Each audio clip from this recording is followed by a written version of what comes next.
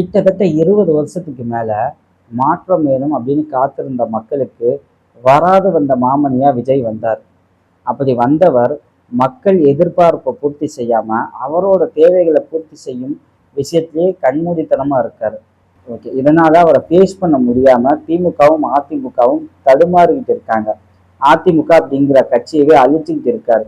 இது என்னடா மாற்றத்துக்கு வந்த சோதனை அப்படின்னு மக்கள் ஃபீல் பண்ணிட்டு இருக்கும்போது அவரை யார் கண்ட்ரோல் பண்ண முடியும், அவரோட வேகத்தை எப்படி ஸ்டாப் பண்ண முடியும், அவர் செய்யற இந்த பேட் பாலிடிக்ஸை எப்படி முற்றுப்புள்ளி வைக்க முடியும் அப்படின்னு தெரியாம அரசியல்வாதிகள் முழிக்கும் போது நீதிமன்றம் இறங்கி தாவேக அரசுக்கு ஒரு கொட்டு வச்சிருக்கு.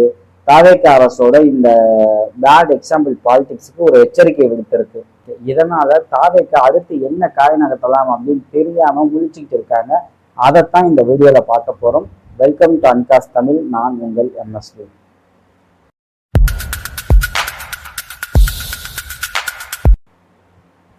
இப்போ எலெக்ஷன்ல 108 இடங்கள்ல தாவேக வின் பண்ணிச்சுங்களா. அதுல 2 தொகுதியில விஜயே நின்னாரு. ஒன்னு திருச்சி கிழக்கு, இன்னும் பெரம்பூர். திருச்சி கிழக்குல அவர் ராஜினாமா பண்ணாரு. ஸோ அங்க ஒரு பை எலெக்ஷன் வரணும். இது இல்லாம அதிமுகல இருந்து 6 பேர் ராஜினாமா பண்ணாங்க. அந்த 6 பேர் யாரு? பெருந்துறை ஜெயக்குமார், மதுராந்தகம் மரகதம் குமரவேல், தாராபுரம் சத்யபாமா, கரூர் எம்ஆர் விஜயபாஸ்கர், விராலிமலை சி விஜயபாஸ்கர், அம்பாசமுத்திரம் இசக்கி சுப்பையா. இப்போ இந்த தொகுதிகளில் பை எலெக்ஷன் கொண்டு இங்கெல்லாம் டிவிகே வின் பண்ணிச்சு அப்படின்னா நமக்கு அந்த மைனாரிட்டி கவர்மெண்ட் அப்படிங்கிற அந்த பேரை நீங்கி ஒரு மெஜாரிட்டி கிடைக்கும். அதுக்கப்புறம் ஃபுல்லா ஆடலாம் அப்படிங்கிற ஒரு எண்ணத்துல விஜய் இருந்தார். அதாவது எப்படின்னா, இந்த விஜயோட சினிமாலேயே ஒரு டைலாக் வரும், நான் சும்மாவே ஆடுவேன், இதுல காலில் சலங்கையை கட்டி விட்டா கேட்கவா வேணும் அப்படின்ட்டு. அது மாதிரி மைனாரிட்டி கவர்மெண்டா இருக்கும்போதே இவ்வளவு ஆட்டம் இருக்கு அப்படின்னா இது மெஜாரிட்டியா மாறுச்சு அப்படின்னா விஜயோட ஆட்டம் எப்படி இருக்கும்? இப்போ இந்த ஸ்டேஜில் நம்ம முக்கியமான ஒரு விஷயத்த பார்க்க வேண்டியது இருக்கு. ஏன் அப்படின்னா, இந்த 7 தொகுதி சொன்னோம் பார்த்தீங்களா, திருச்சி கிழக்கோட 7 தொகுதி. இதுல மதுராந்தகம், தாராபுரம் இந்த 2 தொகுதியை தவிர்த்து மீதி 5 தொகுதியிலையும் அந்த தோத்தார் பார்த்தீங்களா, செகண்ட் பிளேஸ் வந்த வேட்பாளர், அவங்க எல்லாரும் என்ன பண்ணியிருக்காங்க, கோர்ட்ல கேஸ் போட்டிருக்காங்க. இவர் வெற்றி பெற்றது செல்லாது அப்படின்ட்டு. யார் யாரு? திருச்சி கிழக்கில் விஜய், கரூர்ல எம்ஆர் விஜயபாஸ்கர், விராலிமலையில சி விஜயபாஸ்கர், பெருந்துறையில ஜெயக்குமார், அம்பாசமுத்திரம் இசக்கி சுப்பையா. இவங்களோட வெற்றி செல்லாது அப்படின்ட்டு அந்த தோல்வி அடைந்த அந்த வேட்பாளர் என்ன பண்ணியிருக்காங்க, கோர்ட்ல கேஸ் போட்டிருக்காங்க. அந்த கேஸ் நிலுவையில் இருக்கு, விசாரணையில் இருக்கு, இன்னும் தீர்ப்பு வரல. இந்த ஸ்டேஜ்ல திருச்சி கிழக்குல விஜய் முதற்கொண்டு இந்த 5 பேர் ராஜினாமா பண்ணியிருக்காங்க. ஸோ இப்போ இங்கே பை எலெக்ஷன் வரணும். இதை ஒட்டிதான் என்ன பண்ணியிருக்காங்க, கோர்ட்ல ஒரு கேஸ் போட்டிருக்காங்க. யார் போட்டிருக்கா? பாளையங்கோட்டையை சேர்ந்த வெங்கடாஜலபதி அப்படிங்கிறவர் ஒரு பொதுநல வழக்கு போட்டிருக்காரு. என்ன அப்படின்னா, இப்போ இந்த 5 தொகுதிக்கு நீங்க பை எலெக்ஷன் கொண்டு வந்தீங்க அப்படின்னா இந்த எலெக்ஷன்ல யார் வேணாலும் வின் பண்ணலாம். ஓகேங்களா? டிவிகே வின் பண்ணலாம், இல்லை வேற யாராச்சும் வின் பண்ணலாம். ஏற்கனவே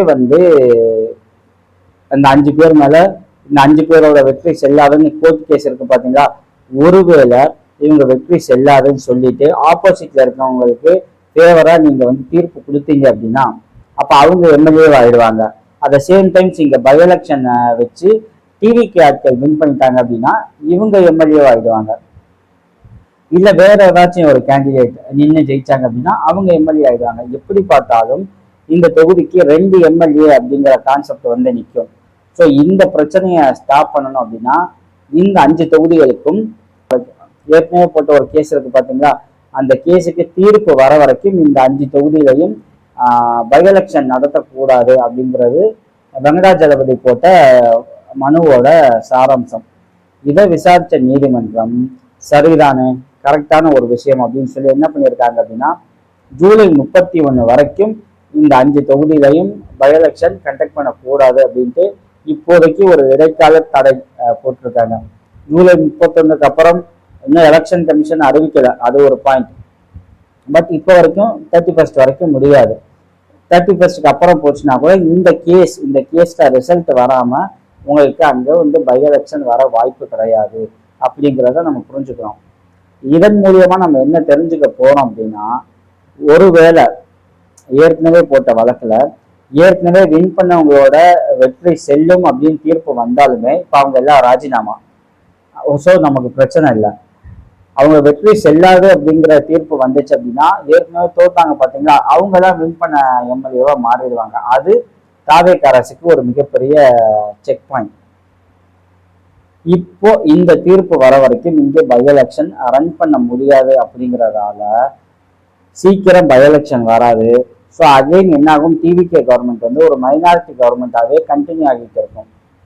இதுதான் உள்ளபடியே சிஎம்ஜேக்கு மிகப்பெரிய பிரச்சனையா இருக்கு. நம்ம மைனாரிட்டி கவர்மெண்டா இருக்கோம், நம்ம ஒரு மெஜாரிட்டி கவர்மெண்டா இருக்கணும் அப்படிங்கிற ஒரு கோபம், ஒரு ஆத்திரம், ஒரு ஆற்றாமை அவர்கிட்ட இருக்கு. ஸோ அதை ஒட்டி தான் இந்த வேகமா சில விஷயங்கள் செய்யறாங்க. இப்படி செய்யறது இதுவரைக்கும் நாம பார்த்த, அதாவது மக்கள் மாற்றம் வேணும்னு எதிர்பார்த்த மக்களுக்கு இந்த திமுக அதிமுக ரொம்ப அராஜகம் பண்ணிட்டாங்க அப்படின்னு சொல்லிதான் விஜய்க்கு ஓட்டு போட்டாங்க.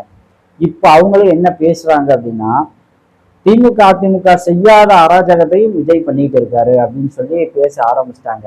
இன்னைக்கு அவங்களோட ஃபேன்ஸோ அவங்க சப்போர்ட்டர்ஸோ அதை அக்செப்ட் பண்ணிக்க மாட்டாங்க. ஏன்னா திமுக சரியா செய்யல, இவங்க தூய்மை பணியாளர்கள் போராட்டத்தை சரியா கையாளல, சேகர் பாபு கொஞ்சம் அடமண்டா டீல் பண்ணிட்டாரு, இது திமுகவுக்கு பிரச்சனையா மாறும் நம்ம சொன்னோம்.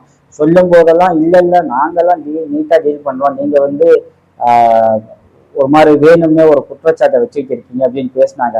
இன்னைக்கு நம்ம பேசினபடி அந்த கட்சி ஆட்சியிலேயே இல்லாத மாதிரி ஆயிடுச்சு.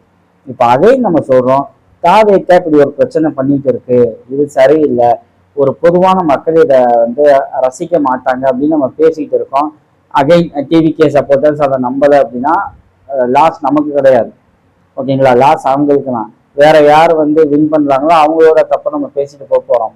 பட் இன்னைக்கு நம்ம பேசுறோம், இதை புரிஞ்சுக்கிட்டு இதை சரி பண்ணாங்க அப்படின்னா இந்த கட்சி அடுத்த 5 வருஷமும் ஆட்சி அமைக்கக்கூடிய வாய்ப்பு இருக்கு.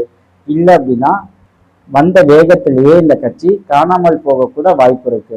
அதனால இப்போதைக்கு நீதிமன்றம் தாவேகாக்கு மிகப்பெரிய சவுக்கடி கொடுத்திருக்கு. ஸோ இதுக்கப்புறமாவது இந்த ஹார்ஸ் ட்ரேடிங் அப்படிங்கிற கான்செப்ட் தாவேகா கையில் எடுக்காம இருந்துச்சு அப்படின்னா தமிழ்நாடு மீண்டும் இந்தியாவில் ஒரு ரெஸ்பெக்ட்ஃபுல் ஸ்டேட் அப்படின்னு சொல்லி இருக்கும். இல்லை அப்படின்னா தமிழ்நாட்டை பார்த்து தமிழர்களை பார்த்து வெளிமாநிலத்தவர் சிரிக்கும் நிலைமைக்கு நம்ம அரசியல் போயிட்டு இருக்கு அப்படிங்கிற யதார்த்தத்தையும் இங்கே பதிவு பண்ணுவோம். மீண்டும் வேறொரு வீடியோவில் பேசுவோம். தேங்க்யூ.